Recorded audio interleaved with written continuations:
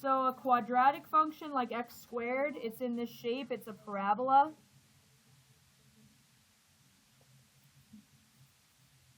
And the domain of these quadratic functions,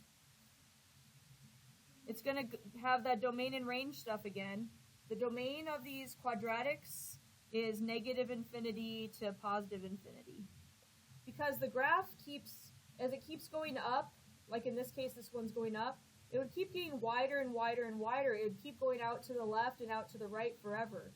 And domain is left and right, so it'll keep going out all the way to the left and all the way to the right. So your domain is negative infinity to infinity. Okay, so the first thing is they're going to start with these in vertex form. These quadratics. There's a way they're written in vertex form. And vertex form goes f of x equals a times x minus h squared plus k. That's the vertex form.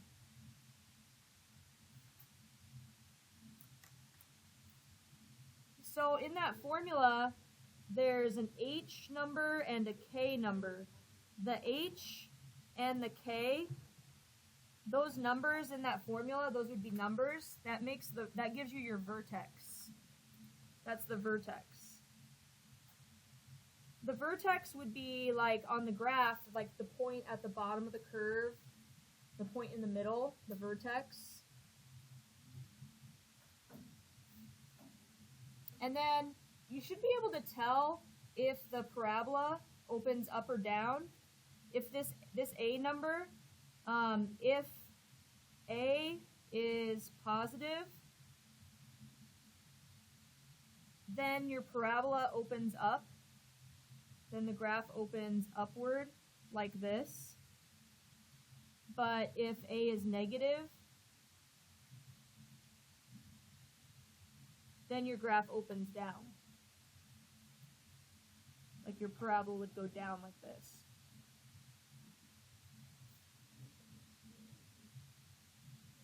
So those are some things you should have seen before. You did vertex form in Algebra 2. So let's say we had one. Let's do an example.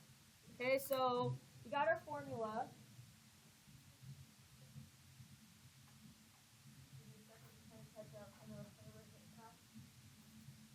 Okay, so let's give an example of one of these.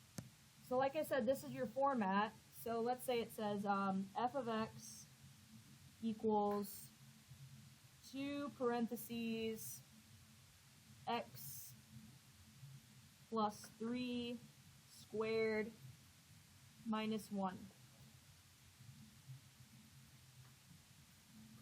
So I give you a formula.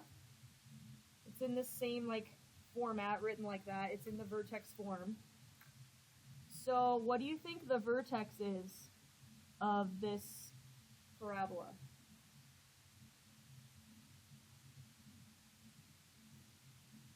The formula up here, you got to pay attention that the formula says x minus h, but it's weird, they just want what h is. It's supposed to say x minus something, but it doesn't say x minus something. So, do you remember it's well, how would it turn to plus 3? Wouldn't it be minus negative 3 would be the same as plus 3? You know what I mean? So it's actually negative 3 for the vertex when you start, because it's the opposite of what this sign says, because the formula says minus in it. So in order for that to be a plus there, it would have had to been minus negative 3. That's why the sign switches. Is how the formula has a minus, so it's minus negative 3, that's why it says plus 3. It's weird, so you have to always remember the one in parentheses, the sign's opposite. So part of the vertex is negative 3, then what's the other number? What's the k number? Yeah, it's negative 1. So the one in the parentheses, you just switch the sign. Just try to remember that. But the one at the end, you keep what it says. It says negative 1, so it's negative 1. First one's opposite. That always throws people off. So then the first number in the problem is A. You know, like that first number in the problem, the 2, that's A. That's A. So would this parabola, if I graph it, would it open up or open down? Because A is positive too. So I know that it should open up. Yeah, so it opens up. All right, so let's actually try to graph it. So I'd go to -3 and then -1.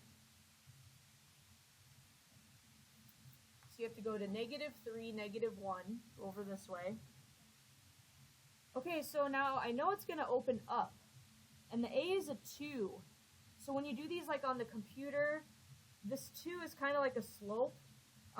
That's going to be, it's actually like a vertical stretch of 2. It's kind of, the graph's kind of skinny.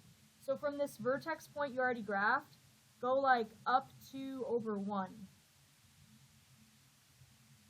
And then do it this, then, you know, because you'll have to click points on your computer screen when you graph them.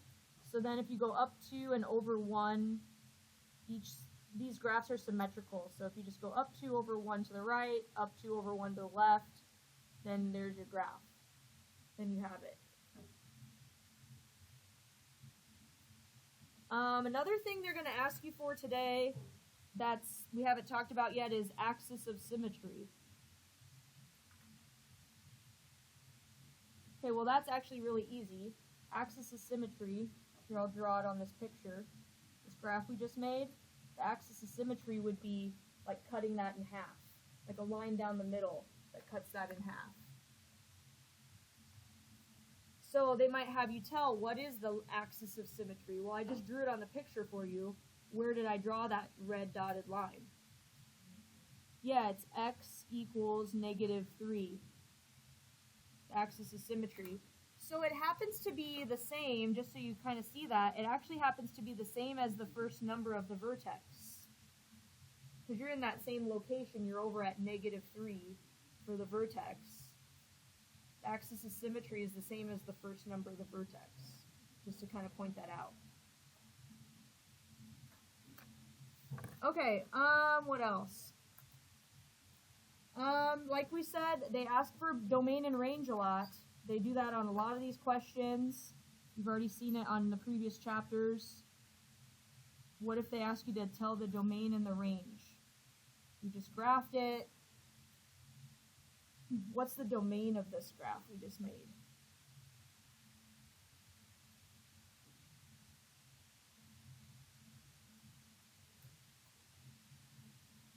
Kind of skinny, but it's going to go up. It's going to keep going up forever, and it actually keeps getting a little bit wider and wider. Yep, it's -infinity to +infinity. The domain for these x² quadratic ones is always that. So then what's the range? That's the harder part. Range is like a height. Close. Pretty close. Yeah, range is like y values. So you have to think like how high and low this graph goes. So yeah, the lowest dot is here at -1. You can even look at your vertex. Your vertex, it was -1. And we know the graph opens up, so it's going to go up forever. So -1, yep, to infinity. I was right.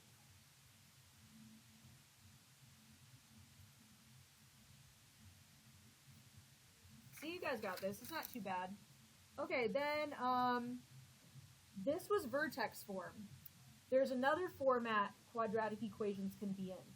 They can also be in standard form. So let's go over a standard form one. Standard form is f of x equals ax² plus bx plus c. Standard form. This is the other format that quadratic equations can be in. We got vertex form up here. This is still the same type of problem, but it's just written a different way. It's written in standard form.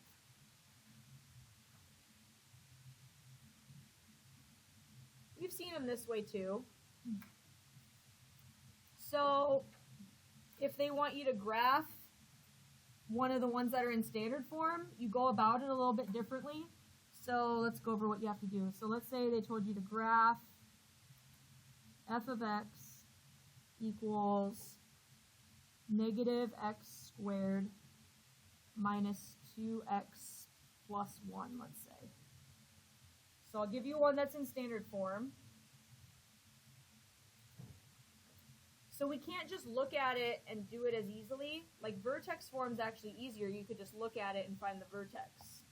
When you're in this standard form, you have to start by finding the axis of symmetry. There's a little formula you use, and you'll recognize it. It's negative b over what? You remember it? How to find axis of symmetry? It's a little formula. Negative b over something. Good job. It's 2a. You previously learned that. To find the middle of these graphs, it helps you find the vertex. You do negative b over 2a. And see, that's why I underline those in red up here. You have to know what like a and b are so you can do this formula. So in this graph that I gave you, this problem I gave you here, what's the a number and the b number? What should I put for using, I gotta use this axis of symmetry thing. Isn't a this number, negative 1? And what's b? See, it's just this number, negative 2. C is this 1. I don't really need the c though, because there's no c in this axis of symmetry thing. Yeah, you gotta know the numbers in the problem are like a, b, c. So then you do the axis of symmetry. So what should I put for this? Negative b. Okay, so x equals, okay, it says negative b in the formula. Yeah, so it's like opposite. We already had a negative number, and then it says negative b, so it'll turn to positive 2. And then 2 times negative 1 on the bottom, that's right. So you figure that out. You calculate that. Yep, what's 2 over negative 2? Negative 1, yep. Simplify it down until you get the answer for that. Yep, 2 over negative 2 is negative 1.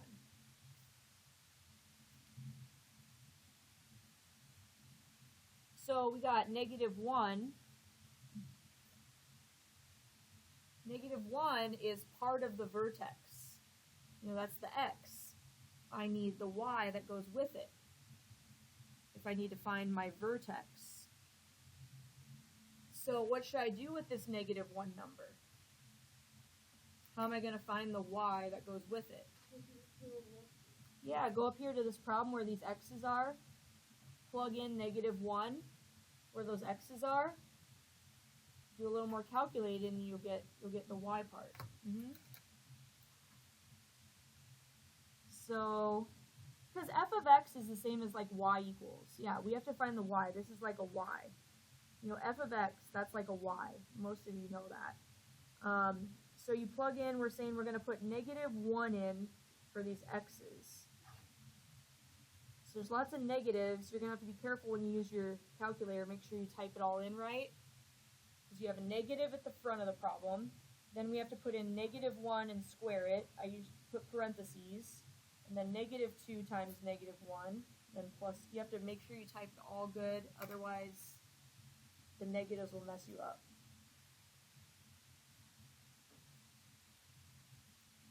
Oops, let's see.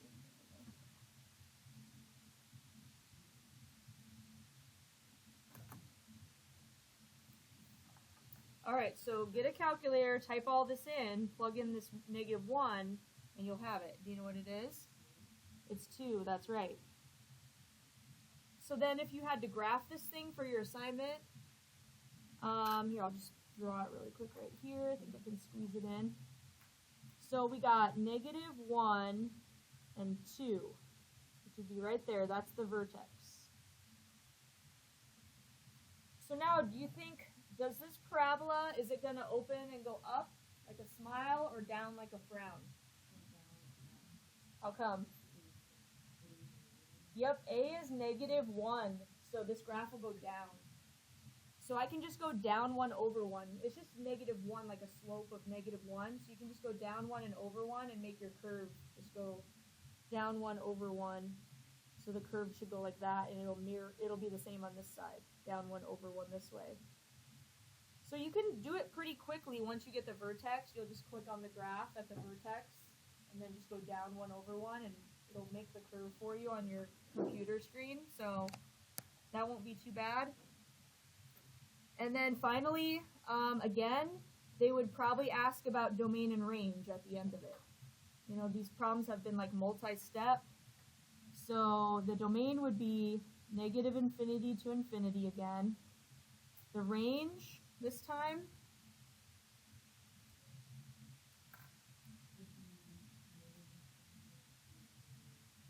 yeah, this graph, the highest it goes is 2.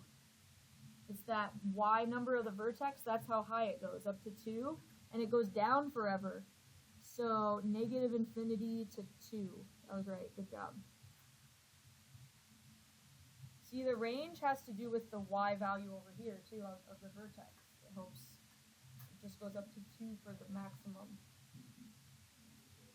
Yeah, that's a maximum. Sometimes they ask if they're maximums or minimums. Like the middle of the graph, that's the maximum height.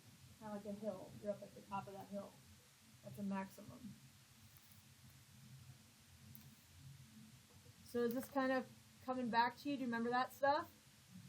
It's just been a while. Let's get into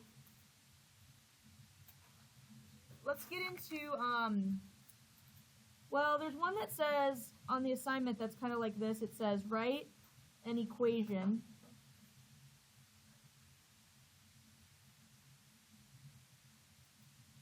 that has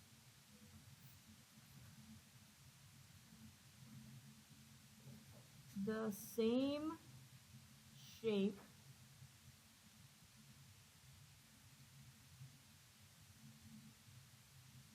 Okay, so it'll say write an equation that has the same shape as f of x equals 3x squared.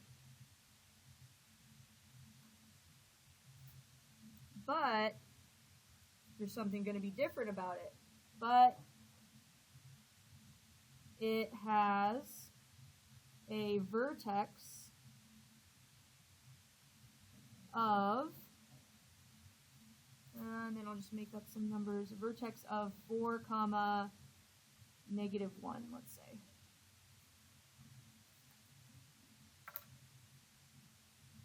Okay, let's say they give you one like this. Write an equation that has the same shape as this function right here,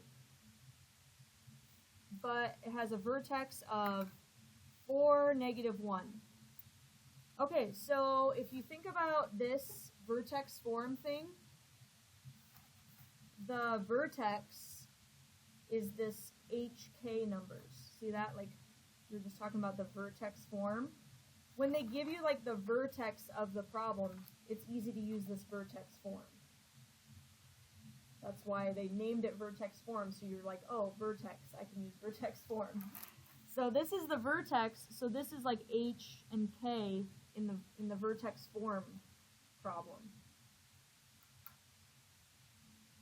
So yeah, that's kind of like your key there. It says vertex, so use vertex form.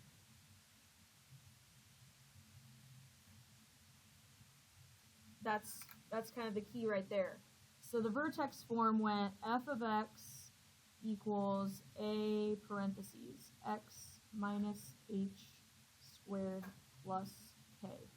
Just got to know the format. So it's like telling you what to put in for the vertex. It's telling you what to put for h and k. So I'm going to copy this, and the h is going to be a 4. So it's going to say, like in the parentheses, it's going to say x minus 4. And k is -1. Okay, but then it also said something else up here. It said same shape as this.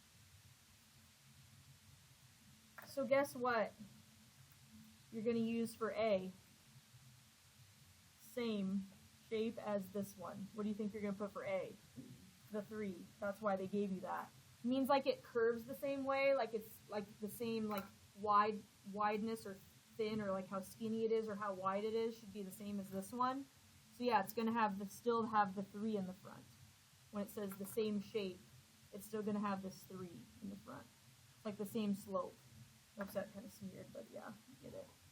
That's all there is to that one. They just said write an equation that has the same shape as what's given up here, so the 3, like the vertical stretch of 3 should still be in there, but it has a different starting vertex spot.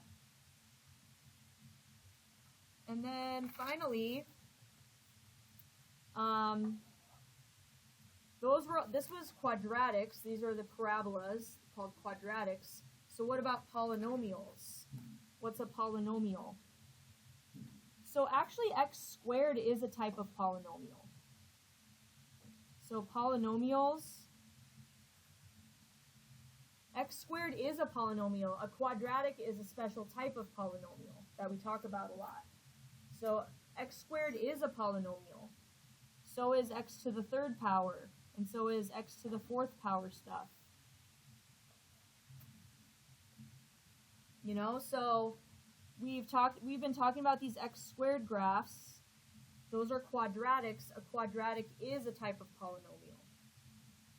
X to the 3rd graph, you might remember, the higher these power goes, the more like curves and waves the graphs have. X to the 3rd graph would kind of look like that. And x to the 4th graph, it's kind of like a W shape. It waves, you know, more bends and curves. So the higher the power goes, the more bendy the graph gets.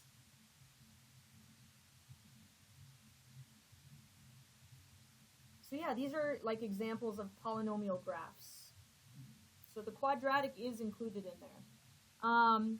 So again, if you throw a negative in front of the problem, like negative x squared, then the graph would open down. So there's, you know, x squareds here. If it's negative x squared, it's the same type of graph, but it's flipped upside down. I could do the same with any of these. I could put a negative in front of it, negative x to the 3rd, and that would make it like flip the other way. And negative x to the 4th graph, it would still be that same type of shape, but it would like go upside down like this. So just, you know, you can just have a few sketches so you know what polynomials are. Yeah, so a negative,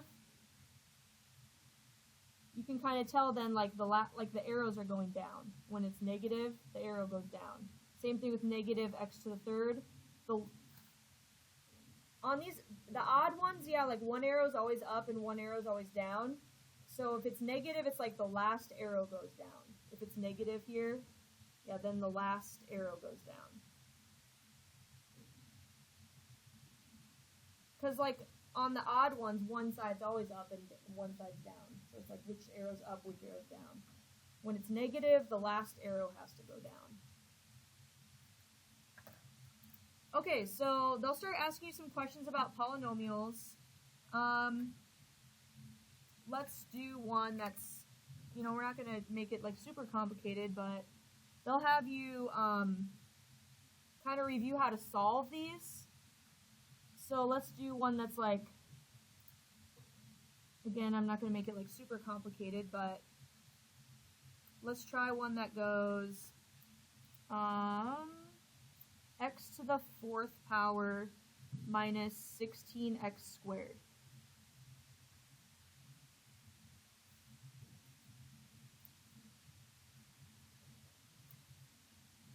So this problem, it's a polynomial. It has, well, I have an x to the 4th power in there and an x to the 2nd power in there. So it can be like stuff added up.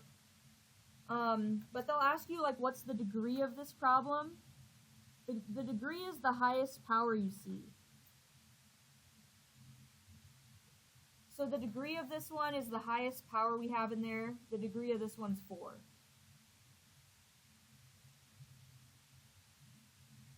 So that they might ask you about the degree of these polynomials. Just take a look at the highest exponent that you see. And then what if they ask you to find x-intercepts? Find x-intercepts. How do you find an x-intercept?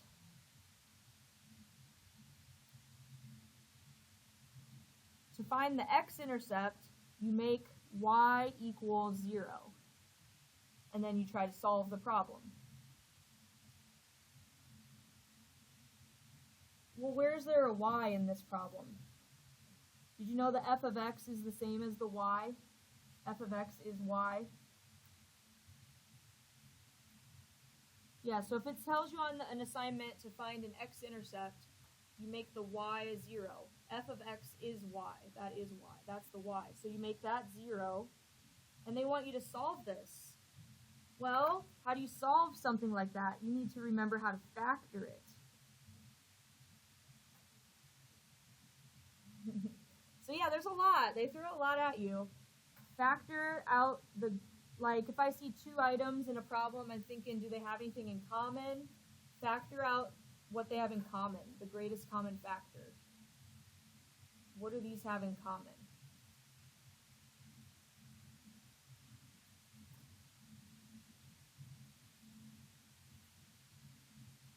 What's the same about these? They both have what? X's. Yeah, they both have X's. So how many X's could they have in common? Just one, or how many? Yeah, x squared. You factor out an x squared. You like take it out, pull it out. Yeah, so they throw a lot at you in this. So you take out an x squared. So that means like you're dividing it out. So if you took out two x's out of that, you'd still have x squared. You know, like 4 minus 2, still 2. Minus 16. Yeah, so the greatest common factor is x squared, so we did that first. Can you factor it some more? What about x squared minus 16? Can you factor that some more? How's that go? What times what makes 16? Yep, 4 times 4. So x plus 4, x minus 4. Because it's negative 16, so it has to be 4 times negative 4 to make negative 16. Yeah, so this reviews a lot. Finally, you're supposed to solve this thing. So we got it all broken down. You remember you just equal these to 0? So you have x squared equals 0. You have x plus 4, you equal that to 0. And x minus 4, you equal that to 0. You solve those. And then you'll have your x-intercepts.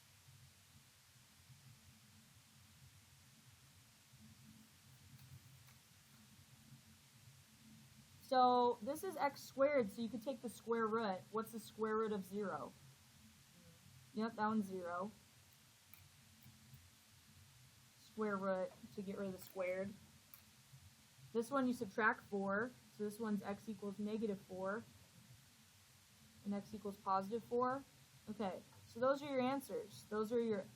So what would this graph look like? All right, let's graph it.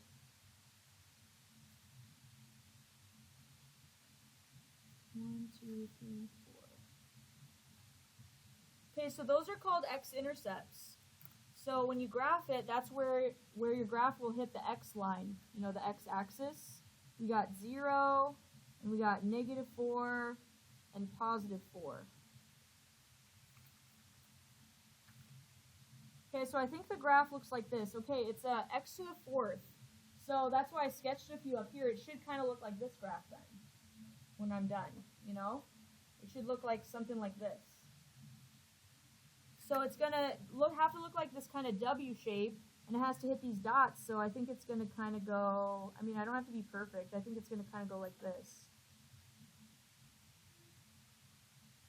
It has to hit those spots. See, so that'll help you if you know how to factor and solve. Then you'll know where it hits the x line and how the graph, so you'll be able to pick out which graph it is.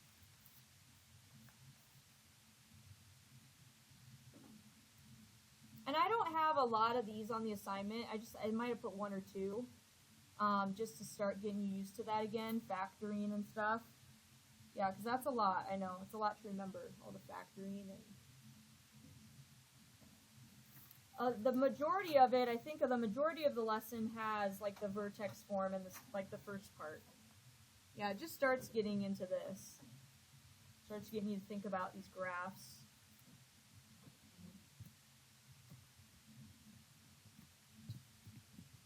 So the assignment is lesson 3.1 and 3.2, and it's on the My Math Lab, all assignments.